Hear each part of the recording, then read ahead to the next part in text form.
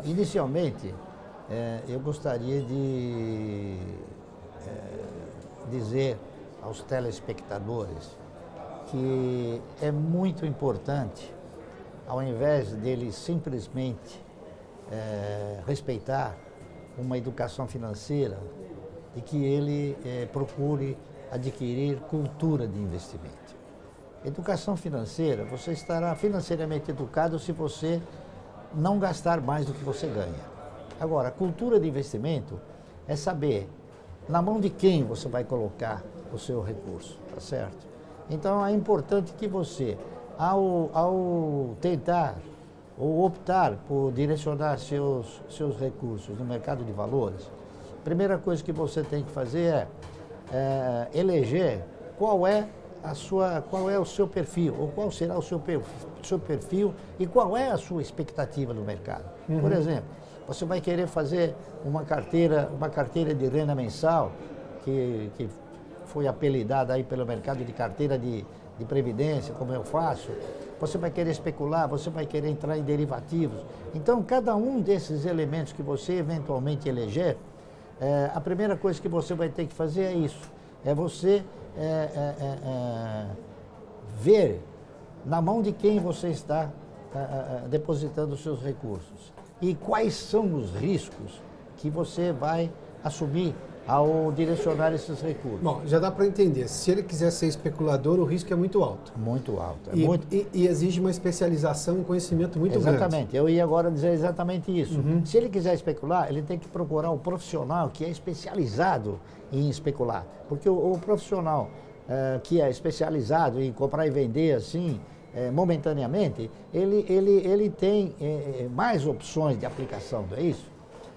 E outra, ele vai sempre direcionar os recursos para uma gama pequena de papéis, que são os papéis que têm o quê? Maior índice de liquidez. Assim como, vou dar exemplo, Petrobras, Banco do Brasil, Vale do Rio Doce, alguns bancos, como o Bradesco, como o Itaú, como a Itaúsa, como a Usiminas, entendeu? Esses papéis que têm um movimento de compra e venda muito mais acelerado, e nesses papéis é que ele vai, então, ser induzido e seduzido a especular.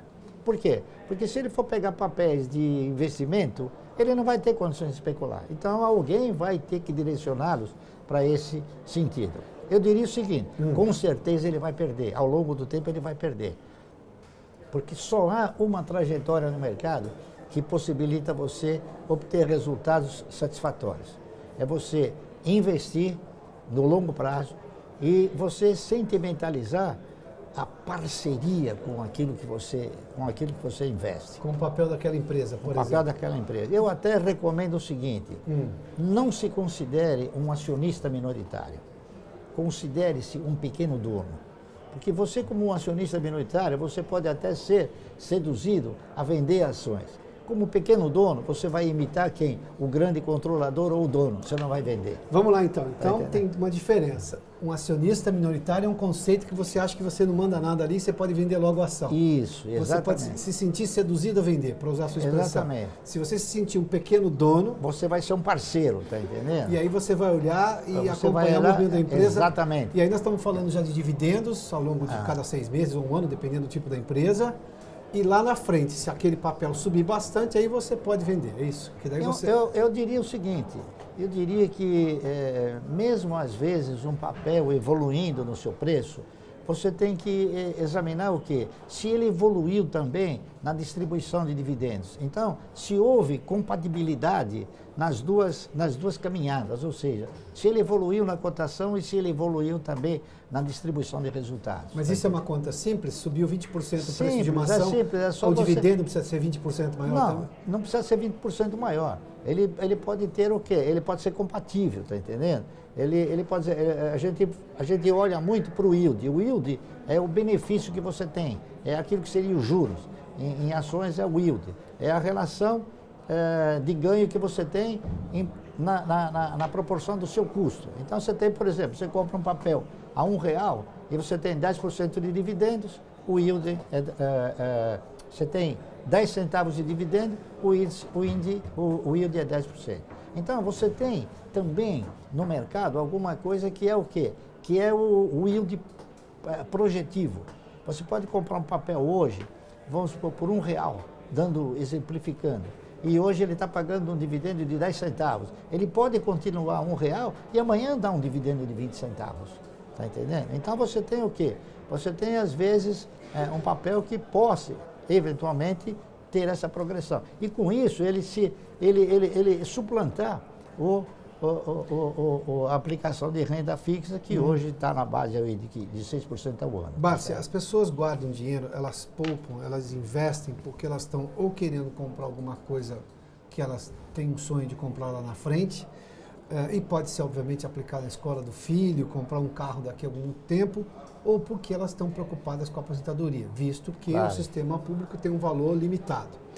Dá para pensar em ações no longo prazo como um retorno de aposentadoria lá na frente? Dá, perfeitamente. Este é o pensamento que deve pairar sobre o indivíduo que ingressa no mercado de ações. Mas aí nós precisamos... esse é investidor de longo prazo. Ele está pensando... Esse é um investidor de longo prazo. Ele tem que procurar o quê? Um profissional que tenha essa direção no mercado. Tá certo? Que é para ele poder ter o quê? Para ele poder ter as empresas necessariamente avaliadas. Que é mais a sua escola, vamos deixar isso claro. É a sua escola. Que é o meu perfil. É a sua tese de defesa de investimento em ações, não é? Exatamente. É uma tese que ela se consagrou, tá certo? E eu até lamento profundamente, em 1972, 73, quando eu fiz um ensaio e cheguei na conclusão que a Previdência não tinha condições de se manter. Então, lá em 72? 72. Isso há 47 anos. Eu estou dizendo porque eu nasci em 72. Então, exatamente. Então eu sei direitinho. Em 1972, eu fiz um ensaio com 10 funcionários e eu cheguei na conclusão que, ao longo do tempo, a Previdência ela seria uma Previdência insustentável. Ainda por quê?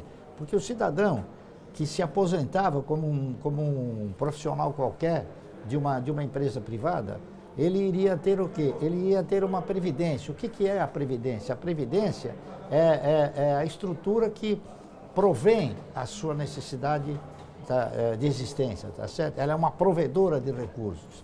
E eu verifiquei que naquela ocasião já, o cidadão que se aposentava como funcionário público, ele não se aposentava. Ele ganhava, ele continuava ganhando seu salário.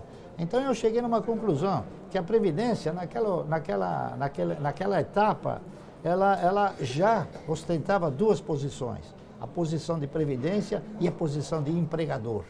Tá certo? Sim, claro. Então eu tentei fazer o seguinte, eu tentei criar uma Previdência sustentável. Tá certo? E essa Previdência sustentável, eu consegui vislumbrá-la através do quê? Através de copiar os grandes controladores, tá certo? Que eles sempre teriam, através da participação nos lucros, através das ações, eles sempre teriam uma renda mensal. Uma renda mensal e muitas vezes, né, progressiva, tá certo? Então eu fiz o seguinte, eu me aproximei dessa cultura. Eu falei, bom, a única maneira que eu tenho de conseguir uma previdência sustentável é eu me tornar um pequeno dono de grandes negócios, de grandes projetos. E assim eu fiz. Preciso citar um exemplo aí. Que tipo de empresa você comprava lá atrás? Eu sempre procurei determinar o seguinte, já naquela ocasião. Eu procurava adquirir ações de empresas que estavam em atividades perenes, tá certo? Por exemplo, energia, comunicações, saneamento. Depois, naquela época, nós não tínhamos ainda o setor financeiro como uma atividade perene. Bom, você falou de atividade perene. Energia só pode crescer, porque o país vai crescer mais. Claro. A necessidade de energia vai aumentar. Telecomunicações também.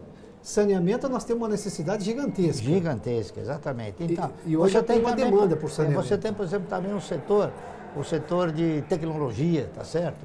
Você tem o setor de celulose. Uma necessidade perene o também. Setor de celulose, papel, não é isso? Que é um setor que vai ser sempre visto com os olhos do investimento, porque são empresas de capital intensivo, elas têm que investir sempre. O próprio setor financeiro, há 30 anos atrás, em 1972, você deixava o seu dinheiro no banco e ainda no final do ano o banco fazia uma média ponderada e te dava um pequeno juro pelo fato de você ter deixado o dinheiro lá. Hoje não. Hoje você paga por ter a conta no banco. Então acabou se tornando o quê? Uma reserva de mercado. E um setor que é perene, tá certo? Sim, claro. Então, além dessa perenidade, você tem que enxergar o seguinte, a sustentabilidade, não é isso? Que não adianta você ter setores perenes e as empresas não serem perenes do setor. Então você tem que buscá-las, tá certo? Então, dentro dos setores, você tem que examinar quais são as melhores. E é o que eu procuro fazer, é o que eu faço desde 1972.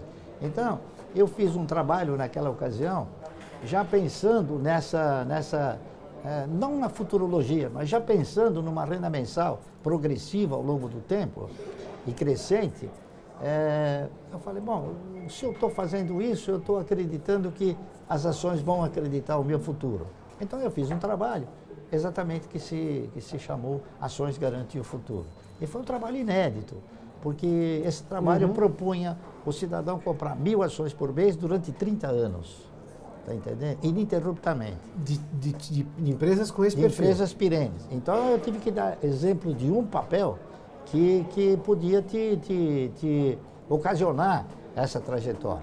Então eu peguei, o primeiro trabalho que eu fiz foi sobre a empresa que pagava o melhor dividendo. Ela chamava-se Anderson Clayton. Tá. Então, o trabalho que foi feito chamava-se Ação e Alimento, duas bases de desenvolvimento. Mas eu fiz esse trabalho e encaminhei para o doutor Falavina, né? E ele falou para mim, me chamou e falou, Barsi, olha, eu vou dizer um negócio para você, esse trabalho seu é maravilhoso, é isso, nos Estados Unidos que a gente vê é isso, mas eu vou te dar uma informação que você não sabe. Esse trabalho não vai poder prosperar neste papel. Falei, por quê? Ele falou para mim, você sabe quem são os controladores da Anderson Clayton? Eu falei, não. Ele falou, são duas velhinhas de 80 anos. E eu não sei até quando elas vão resistir para não vender o papel. Aí eu fiz um outro, né? Passei para o segundo papel mais interessante, que foi a CESP. Né? Na época ela se chamava Centrais Elétricas de São Paulo. Hoje chama Companhia Energética de São Paulo. Perfeito. E aí, ao invés de ações de alimento, eu fiz Ação Garante o Futuro. Barsi, brigadíssimo pela conversa uma vez mais. Bom, tivemos dicas importantes aqui desse mercado de capitais. A Bolsa continua crescendo agora, né? Eu acho que a Bolsa vai continuar crescendo porque a gente está percebendo uma coisa interessantíssima. Nós temos hoje o índice Bovespa, não é isso? Que o índice Bovespa ele é uma carteira teórica. Sim. E ele tem o quê? Ele é constituído por, se não me falha a memória, 60 e poucos papéis.